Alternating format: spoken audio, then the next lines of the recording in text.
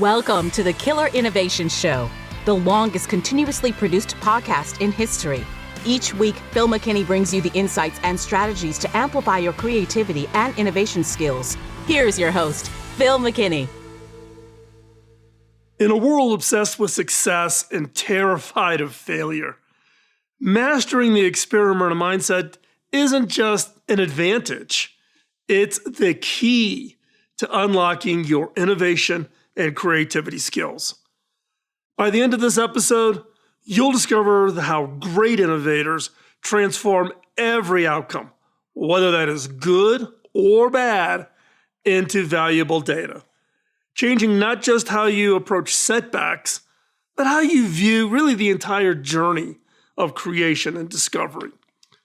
The difference between getting stuck and breaking through often isn't about talent or how much resources you have in the form of money, etc. It's about how you interpret and respond to what happens along the way, all those speed bumps you run into. Through real stories of teams facing seemingly catastrophic failures, including a product demo that literally burst into flames, you'll see exactly how successful innovators maintain that unstoppable momentum by approaching every situation as an experiment, rich with insights. And by developing your experimenter mindset, you'll learn to see patterns where others only see problems, transforming the way you approach challenges and turning every outcome into a stepping stone towards your next breakthrough innovation. So let's start with a story of my own. One afternoon, this was early in my career, I found myself staring at the smoking remains of what should have been a breakthrough product demo. The prototype had literally caught on fire in front of a critically important potential new investor. Now, most people would have called this a catastrophic failure. But what happened next shaped my entire approach to innovation and success. Now, instead of panicking, our VP of engineering calmly pulled out his notebook and started taking detailed notes about the failure. He said that things like, "Oh, this is fantastic data."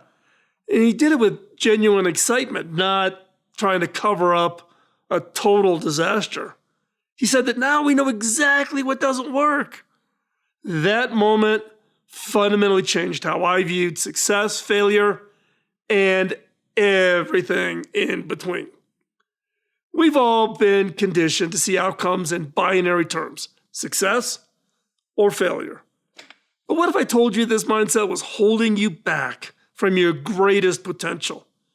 What if every outcome, regardless of whether it met your expectations, could be transformed into valuable data for future successes? So let me show you how this plays out in everyday work situations. Take something as common as team meetings. Most people see heated discussions as a sign of conflict or failure to align, but experimenters view these moments as data about where ideas need refinement. One engineering team I've been advising started keeping what we called a friction log. This is a log of all the hot button issues that came up during meetings.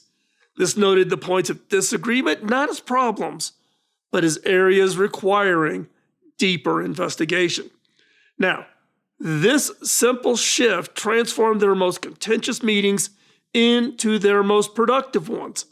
It led to breakthrough solutions that would have just been glossed over or ignored if everyone had just nodded in agreement. This is the essence of the experimenter mindset, and it's revolutionizing how innovation leaders and organizations approach their challenges. But before we dive deeper, let me ask you something. When was the last time you celebrated a failure because of what it taught you? When was that? The experimenter mindset isn't just about being willing to fail. It's about approaching every situation as a laboratory for learning as a positive, as part of educating yourself.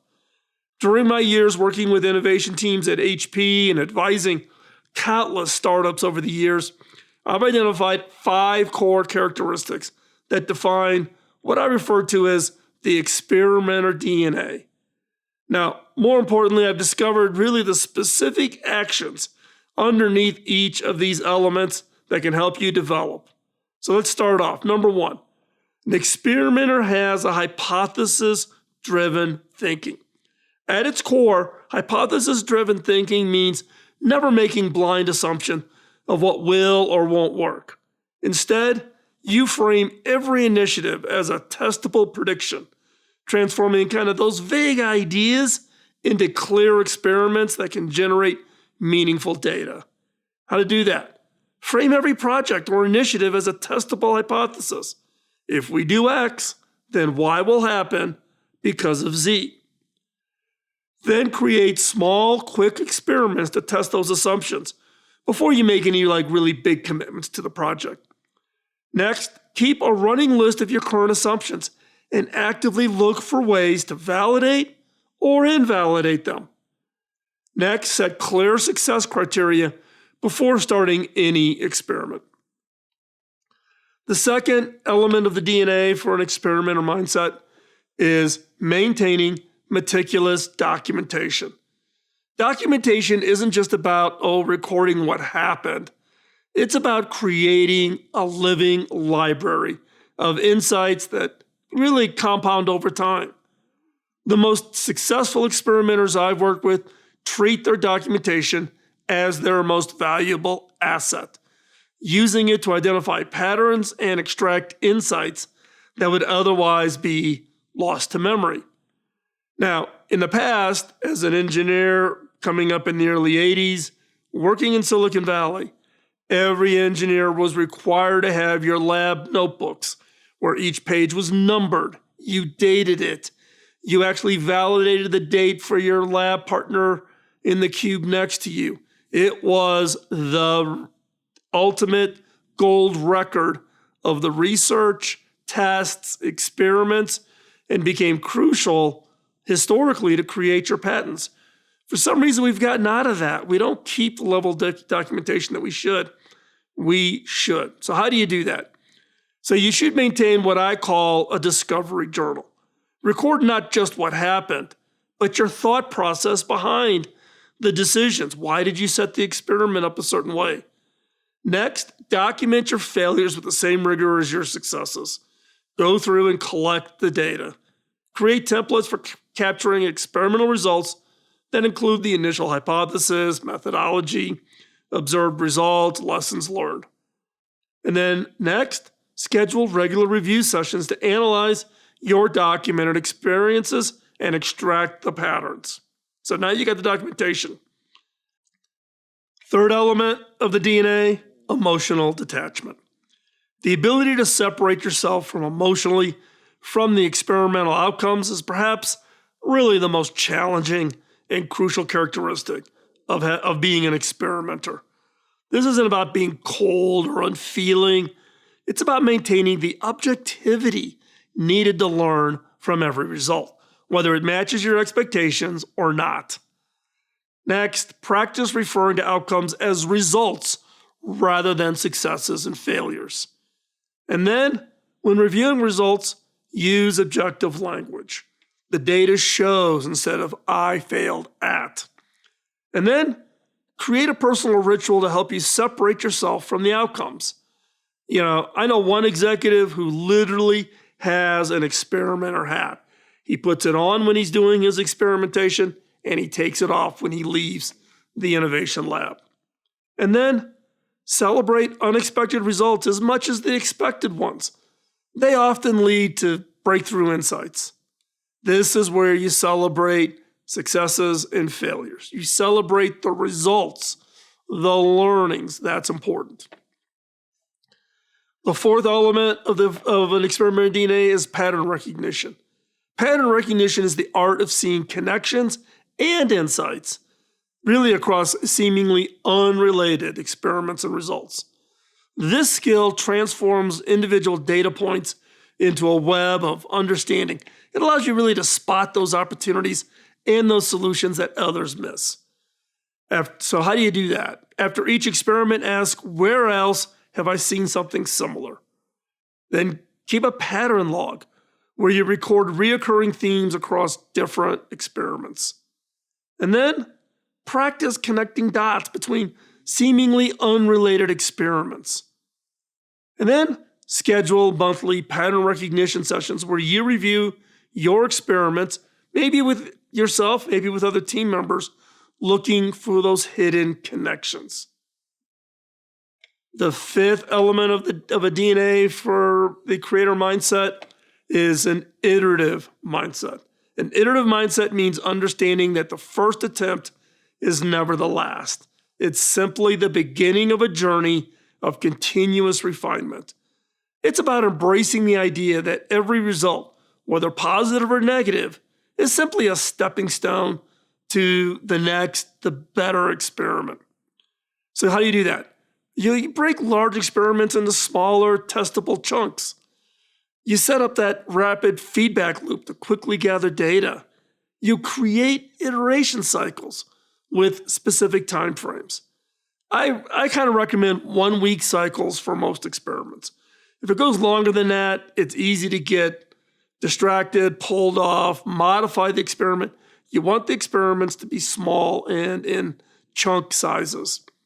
Next is maintain a next test list where you immediately record the ideas for follow-up experimentation.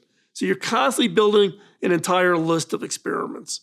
So one more time, the 5 core characteristics that define the experimenter's DNA are: number 1, hypothesis-driven thinking; 2, meticulous documentation; 3, emotional detachment; 4, pattern recognition; and 5, having that iterative mindset. Now, here's a truth that took me years to understand about this experiment mindset. Your experiments can fail without you being a failure. I've had umpteen number of failures in my career. It did not derail me. It's how you think about that. How do you use it to push through, not to give up, to keep going? Now, this distinction may seem obvious when stated plainly, but I've watched countless talented people abandon promising paths, entire careers, because they couldn't separate their identity from their outcomes. Now, I remember working with a brilliant engineer who had developed an innovative approach to data storage. Now, his first prototype failed spectacularly during testing. Now, instead of seeing this as valuable data, he took it as a personal indictment of his capabilities as an engineer. He almost quit the project entirely. It took me several long conversations to help him see that failure of the prototype wasn't a reflection of his worth as an engineer. It was simply a data point towards a better solution. So here's the question that we always challenge with. How do you transform that failure into data? So let me show you exactly how to do this, how this works in practice. Now remember that smoking prototype I mentioned earlier? Here's what our team actually did in the hours following that spectacular failure. First, we pulled out a blank sheet of paper and drew a simple chart with 3 columns. First column was what happened. The next column is why did it happen? And the third column was what it teaches us. No complex frameworks or fancy terminology, just a straightforward questions that anybody could answer. So, under what happened, we listed every observable fact. Which components failed first? What was the smoke smelled like? Yes, literally. Did it have a plastic smell to it? Or did it have that electric ozone smell like to it? And we even measured and documented the room temperature. Was it cold in the room? Hot in the room? Was it a humid day? What was the temperature outside? What date was it? So was it summertime? Etc. Then under the why it happened, we wrote down every possible cause, from obvious ones like electrical overloads to seemingly crazy ones like atmospheric pressure.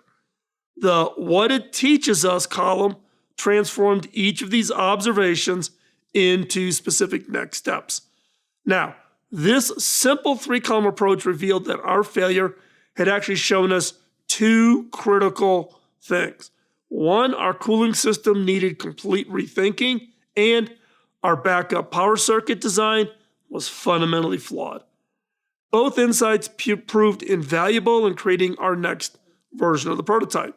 Now, I've since taught this 3-column technique to literally hundreds of teams. It works because it's simple, it's immediate, and keeps you focused on extracting value from every outcome. No special training is required. Just grab a piece of paper and start filling in those columns. The trick isn't in making the process complex.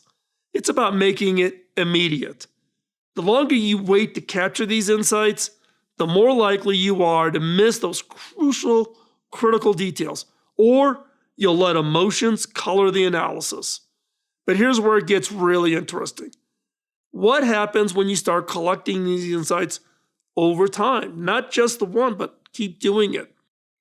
One of the most powerful aspects of this 3-column approach is how it compounds over time.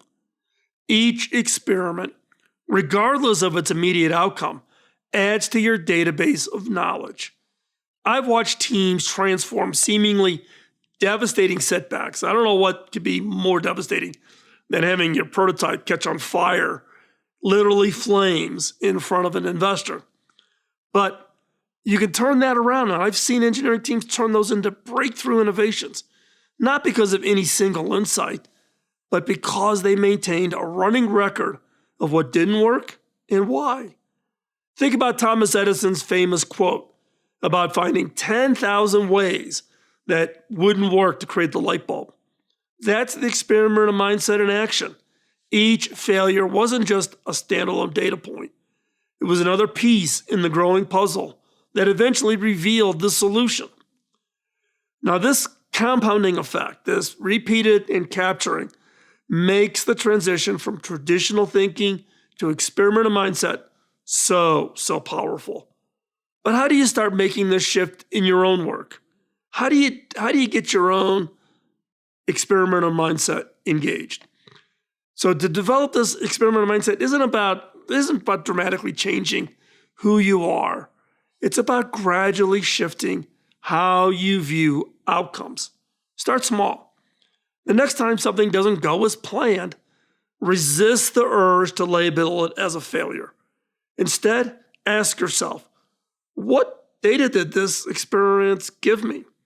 How can I use this information to improve the next attempt? Changing the questions you ask can transform how you view the situations. Instead of, why did this fail? Ask, what did this teach me? Instead of, what went wrong? Ask, what information did I gain? The experimenter mindset extends far beyond individual projects or career success. It fundamentally changes how you approach life's challenges, whether that's a personal relationship with your significant other, with your kids, your manager. When you view every experience as an experiment, you become more resilient, more innovative, and ultimately, you will become more successful. In my decades of working with innovators and leaders, I've noticed that those who embrace this mindset not only achieve more, but also enjoy the journey more. They're less stressed by setbacks because they see them as valuable data points rather than some personal failure on them. Remember, that engineer with the smoking prototype I mentioned at the beginning, that failure led to a complete redesign that not only solved the original problem, but created 3 additional patentable innovations. That's the power of an experimenter mindset in action. The question isn't whether you'll face setbacks. Look, you will, I continue to experience failures. The question is, will you see them as failures, or will you see them as experiments providing valuable data for your next success? So, Thanks for spending this time, staying right here to the end. Nothing makes this work of producing the content, putting out these videos, more meaningful than knowing that it helps you on your career journey. If you're getting value from the insights, join the community by hitting the subscribe and that bell icon to be notified each and every time we post.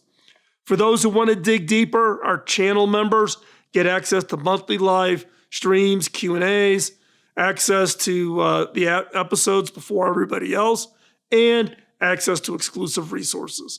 So visit the channel here on YouTube and click join, or visit Patreon page. The link is in the description. And hey, drop me a comment with your thoughts. I read every single one and love connecting with all of you. So we'll see you next week. Bye-bye. Podcasting nonstop since 2005, this has been the Killer Innovation Show on the Innovators Network.